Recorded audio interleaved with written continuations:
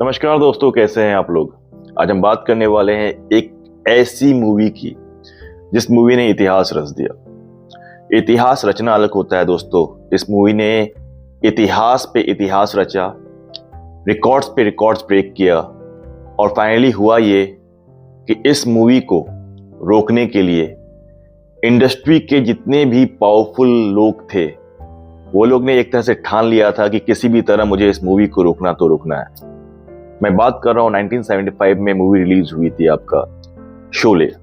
ये मूवी ने सिर्फ इतिहास नहीं रचा था, इसने जो कामयाबी का जो इसने एक मुकाम हासिल किया था वो शायद हम आप पूरा दुनिया जानता है। 1975 में दो बड़े राइटर्स सलीम जावेद ने इस मूवी को लिखा था और जब ये मूवी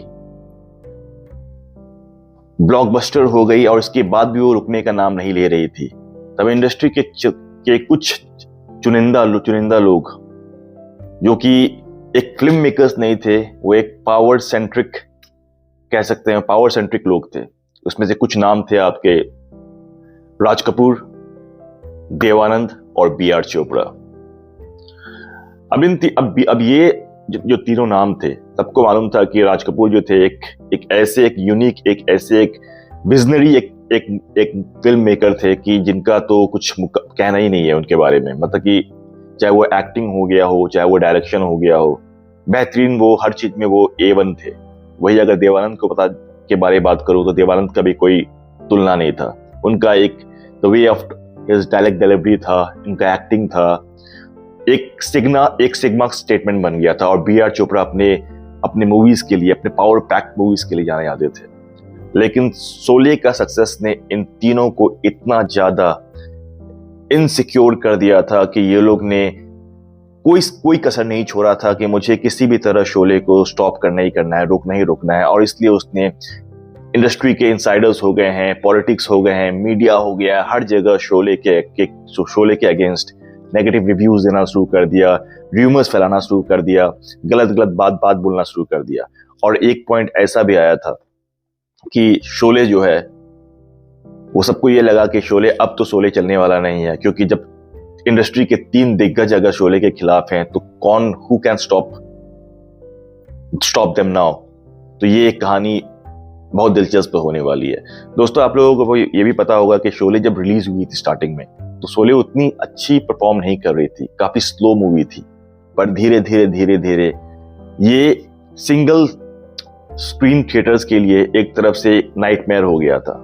पूरा का पूरा सिंगल थिएटर्स जो है वो हाउसफुल होता था। और हो भी क्यों ना हो, शोले में क्या नहीं था, इमोशंस था, ड्रामा था, एक्शन था, आप कुछ भी बोलो। और सबसे इंपॉर्टेंट, शोले एकमात्र ऐसी मूवी थी जिसका हर एक कैरेक्टर लेजेंड बन गया था। चाहे वो शोले में गब्बर हो, ठाकुर हो, जय हो, वीरू हो, सांबा हो, कालिया हो, आप जिसके बारे में बोलो, जितने भी लोग थे, सभी कैरेक्टर्स, सभी डायलॉग, ये आपका कहते हैं कि सबके लिए एक नाइटमेयर हो गया था। कितने आदमी थे, ये क्या है, we are asking a question, कितने आदमी थे, लेकिन वो डायलॉग था। कितने इनाम रखे हैं सरकार हम पर, 50,000, what was this. Gabbar was asking a question कि कितने आदमी थे, उसकी रिप्लाई में वो बोल रहा है 50,000।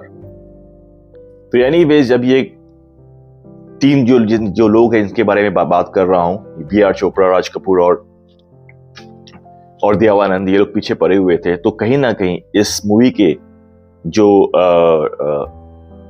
राइटर्स थे सलीम जावेद, वो भी थोड़ा से डर गए और उनको लगा कि अगर अब हम कुछ रिएक्ट नहीं करेंगे, अगर अब हम कोई एक्शन नहीं लेंगे तो शायद ये लोग हमारे कमजोरी समझ लेंगे और आगे जाकर अगर ऐसा कुछ मूवी अगर हम लोग दोबारा से बनाते हैं।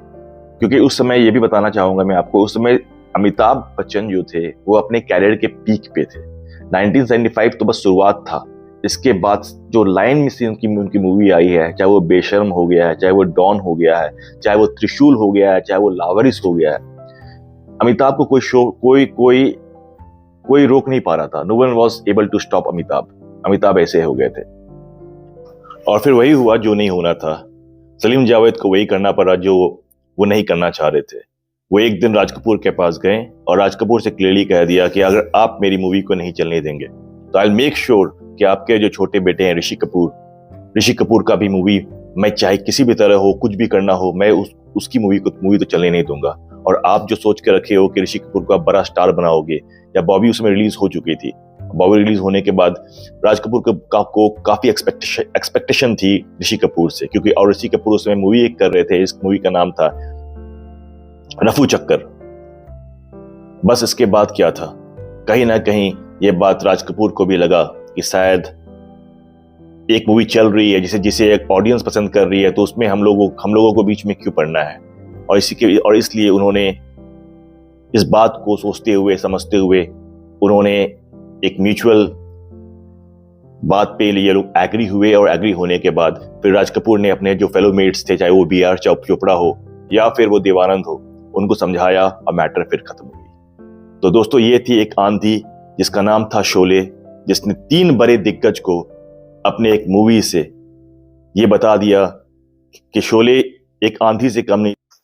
और उस मूवी को कौन नकार सकता है, जिस मूवी को ऑडियंस ने अब दोनों बाहों से प्यार दिया।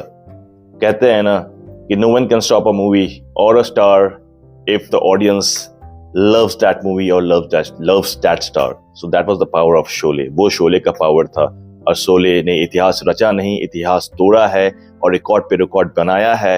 और आज भी अगर आप शोले टीवी पे आता है तो थोड़ी देर के लिए ही सही, पर रिमोट तो जरूर थम जाता है। हम लोग 2 क्लिप्स देखने के लिए या 2 मिनट का सीन देखने के लिए भी शोले के लिए अपना रिमोट को साइड पे जरूर रखते हैं। तो आज के लिए इतना ही दोस्तों, मिलता हूं मैं आपसे अपने नेक्स्ट वीडियो में। अभी के लिए इतना ही। Thank you so much for your time.